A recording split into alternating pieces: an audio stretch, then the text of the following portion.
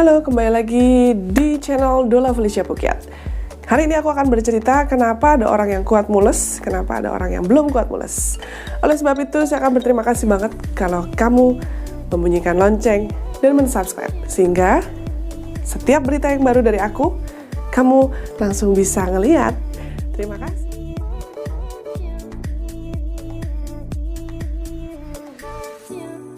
Oke, hari ini kita akan ngobrolin mengenai mules. Nah, setiap ibu hamil yang mau melahirkan itu idealnya pasti merasakan mules, ya toh? Nah, tapi pernah dengar dia mulesnya berhari-hari loh, sementara yang lain brojol aja di toilet gitu lah, lahirnya di toilet, di mobil, atau gampang gitu ya. Perlu Anda ketahui bahwa tubuh kita itu misteri. Jadi semua berbeda, nggak ada yang sama. Ya, aku dengan kamu atau dengan yang lain tuh berbeda. Yang bisa kita upayakan adalah selama kehamilan kita harus berdayakan diri, kita harus bersiap gitu ya. Nah, misalnya gini, apa sih yang menggerakkan badan kita, gitu kan? Otot, bener ya. Ketika kita lapar fisik, kita akan makan nasi, kita minum air putih atau apapun yang Anda suka, ya kan? Nah, ketika Anda lapar rohani, Anda akan berdoa atau Anda akan memuji Tuhan atau apapun ya. Tapi ketika ototmu lapar, padahal ototmu itu yang menggerakkan tubuhmu loh ya. Ketika ototmu lapar, terus gimana? Ya kan? Apalagi ketika Anda hamil.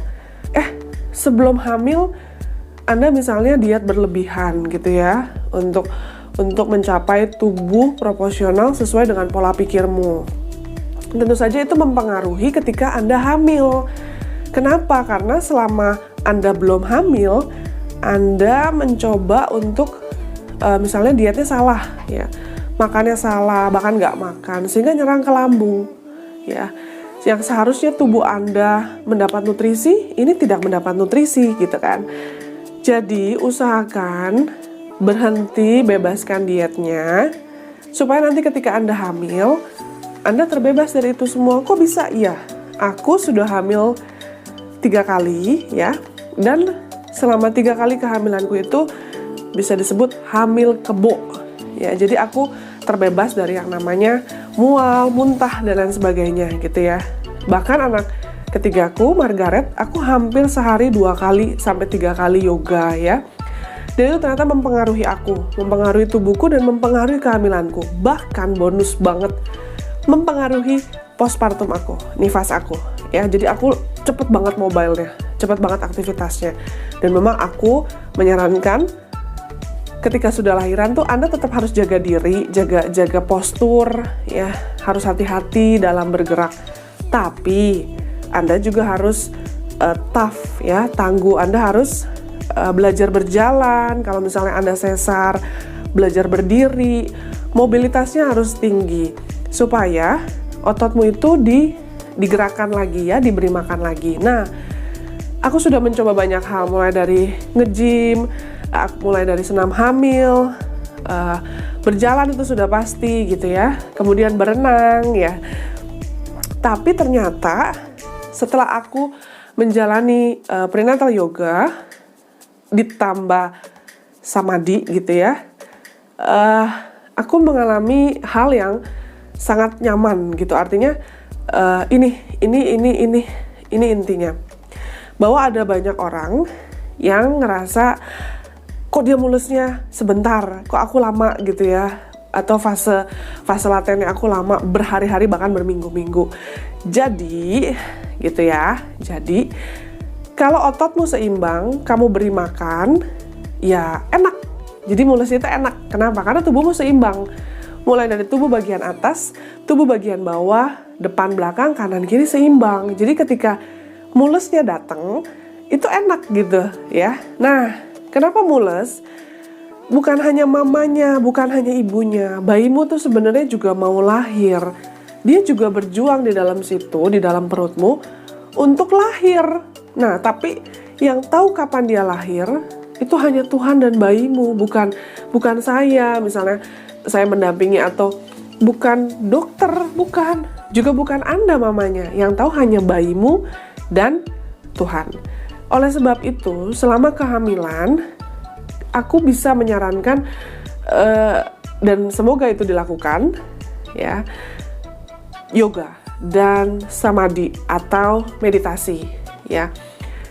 Kenapa? Karena sebenarnya ketika Anda yoga, Anda memberikan makan pada otot tubuh Anda memberi makan pada bayi Anda, ya. Ketika otot Anda seimbang, otot Anda diberi makan, itu artinya dia juga membantu memompa darah dan oksigen yang ada di darahmu itu ke jantungmu, juga ke bayimu, ya. Apalagi kita yang hidup di kota besar itu banyak banget polusinya, ya kan? Kita bisa siasati dengan cara itu. Anda bisa beryoga di pagi hari dan di malam hari, ya. Lalu ada pertanyaan lagi ke saya bahwa dimulai dari usia kandungan berapa? Kalau saya dimulai lebih awal lebih baik karena setiap trimester, ya, itu berbeda gerakannya, ya. Dan ultimatum saya adalah, bahkan saya yakin di tempat lain gitu ya, hindari yoga dengan hanya melihat YouTube, ya. Karena kita menghindari cedera pada ibu hamil, pada diri kita. Kalau kita belum paham dasarnya gitu ya, atau ya pokoknya rasa nggak nyaman gitu, sebaiknya hindari yoga dengan YouTube gitu ya. Bukan berarti aku melarang, tapi kalau yang sudah pernah coba yoga misalnya dengan saya, itu pasti ada bedanya ya. Nah, pilihlah instruktur atau pendamping gitu ya untuk membantu Anda yoga. Lalu ada pertanyaan lagi, bisakah yoga membantu misalnya bayi Anda amit-amit sungsang atau melintang? Iya, tapi tentu saja nggak mungkin kalau Anda mencari atau beryoga ketika usia kandungan Anda 39 minggu atau 40 minggu gitu ya. Itu sudah cukup umur untuk lahir. Kalau dibilang telat, ya aku nggak mau ngomong seperti itu, tapi kemana aja sebelum itu gitu kan. Kadang-kadang suka ada pemikiran, aku nggak kepikiran akan begini Civel atau Buvel gitu ya. Tapi kita yang sudah lihat video ini, alangkah bijaknya sejak awal Anda sudah bersiap untuk banyak kemungkinan sehingga Anda bisa antisipasi gitu ya. Nah, jadi intinya adalah sebenarnya mules itu harusnya dinikmati, bukan ditahan. Gimana caranya? Caranya adalah Anda harus seimbang tubuhnya. Bagaimana supaya seimbang? Ya, ototmu harus dikasih makan untuk menyeimbangkan tubuhmu. Gimana caranya? Sementara saya hanya merasakan bahwa yoga itu membantu tubuhku, otot saya sendiri menjadi lebih balance gitu ya. Kalaupun nanti Anda mengalami persalinan secara operasi seksio sesarian, ya itu bahkan lebih bagus. Ada banyak ibu hamil hebat yang datang ke aku dan dia mengalami proses persalinan sesar dan ternyata dia katakan bahwa mereka pemulihannya lebih cepat. Nah, jadi bisa cepat belajar nyusuin anak gitu ya, bisa cepat mandi sendiri, kemudian kita saja ibu gitu ya, siapapun yang lahiran normal, pervaginam atau sesar tuh harus berjuang untuk mencuci darah nifasnya gitu ya. Benar kan? Nah, yang sesar, yang sudah yoga gitu ya, yang sama aku sudah banyak ya. Aku lupa berapa, tapi banyak juga yang melakukan persalinan dengan operasi seksio sesar karena ada hal lain, indikasi medis kah atau apapun gitu ya. Ternyata mereka yang rutin yoga seminggu kurang lebih 2-3 kali itu pemulihannya lebih cepat, kata mereka, dibandingkan teman mereka yang hanya ya begitu aja gitu ya. Nah, apapun proses persalinannya, buat saya adalah tubuhmu harus sehat gitu ya. Apalagi di musim sekarang yang lagi heboh banget dengan COVID-19 gitu. Anda, mamanya, harus sehat karena Anda juga punya tanggung jawab penuh pada bayimu gitu kan. Jadi itu ya, alasan kenapa si A mulusnya bisa sebentar yang lain lama gitu ya. Tapi juga ada hal di dalam situ ya, di dalam persalinan yang sebenarnya limbik otak gitu ya. Artinya kita harus menurunkan neokorteks otak rasional kita. Karena sebenarnya proses persalinan itu bukan proses yang ilmu gitu ya. Proses persalinan adalah proses yang sudah semestinya itu terjadi, dan itu sudah terjadi sebelum mungkin dunia, atau bukan dunia ya, SPOG itu ada, feto maternal itu ada, bidan atau dukun bayi itu ada, atau sebelum doula itu ada. Itu udah lama banget proses persalinan gitu ya. Jadi pesan saya, turunkan otak atau pikiran rasional, karena kita mamalia gitu ya. Sehingga ketika nanti di ruang bersalin, ketika Anda sudah siap ya, tubuh Anda siap, Anda sudah belajar nafas gitu ya. Biasa di kelas saya diajarkan, kalau Anda mau ikut kelas saya boleh, Anda bisa lihat di Instagram kami di @geriaibusehat. Saya dan tim sangat senang banget kalau Anda memfollow kami, bahkan juga membagikan postingan-postingan kami yang bisa jadi bermanfaat untuk keluarga atau kerabat Anda. Nah, ketika sudah, aku lanjutin lagi ya, ketika sudah Anda paham bahwa melahirkan adalah bentuk naluri seorang ibu, seorang mamalia. Jadi bukan hanya kita. Kalau aku pernah lihat persalinan hamster, anjing, kucing gitu ya, atau mamalia yang lain, atau kalau Anda mau lihat, Anda bisa cek di Animal Planet gitu ya. Itu pasti betinanya secara naluri itu dibiarkan melahirkan sendiri ya di tengah-tengah. Sementara si jantan itu akan menjaga di sekelilingnya betina, memastikan betina dan bayinya aman melahirkan gitu. Nah, sama kita juga. Kalau kita kebanyakan pengamat gitu ya di ruang bersalin, itu pasti akan nurunin kemampuan naluri kita sebagai seorang ibu, sebagai naluri atau insting kita sebagai mamalia. Coba deh, bener apa enggak? Ya, termasuk nanti proses menyusui, proses kita menyayangi anak-anak kita, itu naluri. Ya, misalnya gini, feeling. Kita tuh istri feeling, kita tuh perempuan feeling tuh paling kuat. Kalau amit-amit anak kita jatuh, kita lagi kerja, atau misalnya tiba-tiba ada teng gitu ya, saklar gitu di payudara Anda, sakit gitu ya. Pasti kayak ada insting ya, naluri. Aduh, ada apa nih gitu kan orang rumah, atau amit-amit ada apa nih anak kita gitu ya. Kita pasti segera telepon. Nah, sama ketika nanti melahirkan, ketika kita menyusui, ketika kita membesarkan anak-anak kita, ketika kita menjadi istri, ketika kita menjadi pribadi. Jadi pribadi, namanya perempuan begitu gitu kan. Kita pasti lebih mementingkan feel. Sementara laki-laki yang kita tahu pasti lebih mementingkan otak rasional. Dan itu sudah dari sananya. Itulah keajaiban alam semesta gitu ya. Jadi pesanku, cobalah untuk mempersiapkan diri ya. Jadi hindari gini, sering-sering banget yang datang ke aku nggak kepikiran begini Civel gitu, tiba-tiba dokterku atau bidanku bilang harus diinduksi karena sudah 40 minggu lebih, atau aduh mulusnya udah 5 hari Civel, sudah 2 minggu gitu ya, tapi kok belum lahir-lahir gitu. Nah, semua itu kita harus lihat selama kehamilan ngapain. Tapi pesanku ya itu ya, tubuh kita harus seimbang, sehingga otot kita bisa memberi makan pada tubuh kita ketika mules ya. Dan mules itu terjadi adalah karena bayimu juga mau lahir, dia juga berjuang di dalam. Nah, kalau kalau si dokter katakan harus induksi dan lain sebagainya, coba dicek dulu selama hamil Anda ngapain ya. Kalau bisa sih hindari induksi ya.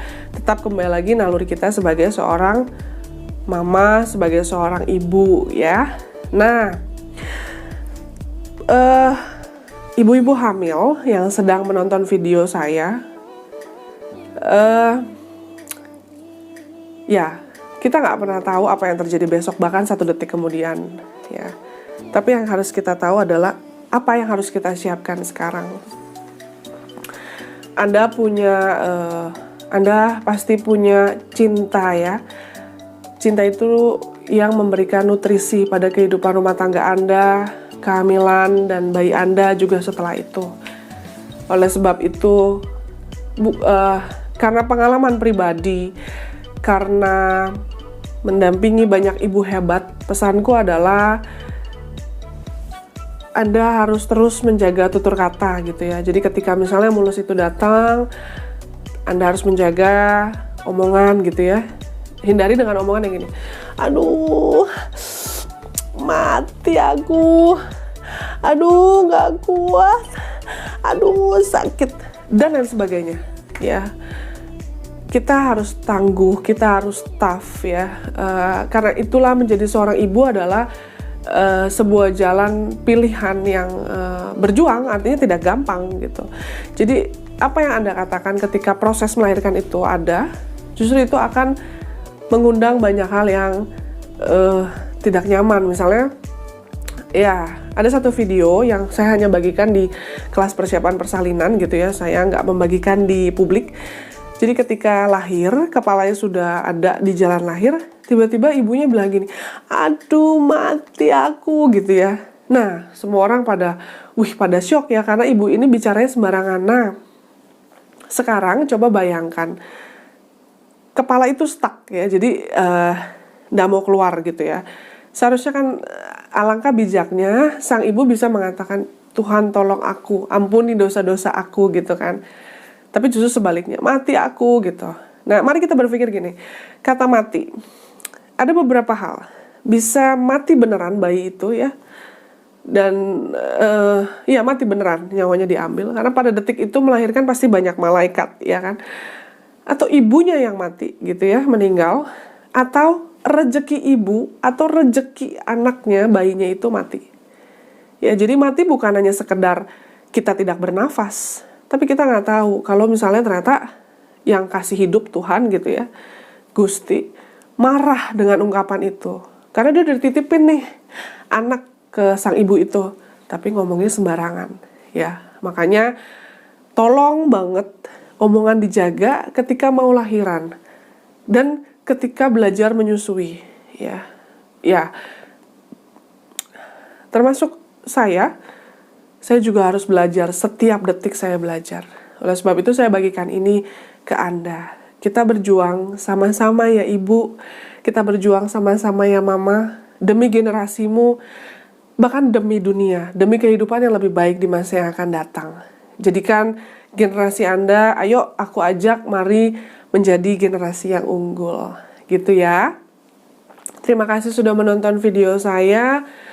Saya sungguh senang bisa menyapa Anda lewat video ini. Terima kasih kalau Anda sudah mensubscribe, bahkan mengajak teman-teman atau kerabat atau keluarga Anda untuk mensubscribe. Saya akan terus mengupayakan untuk membuat video yang menunjang, membantu pertanyaan-pertanyaan banyak ibu di Indonesia. Terima kasih ya. Saya Dola Felicia Pukyat undur diri. Kita ketemu lagi di video berikutnya. Terima kasih, salam sayang buat bayimu ya, dan juga mamanya. Dadah.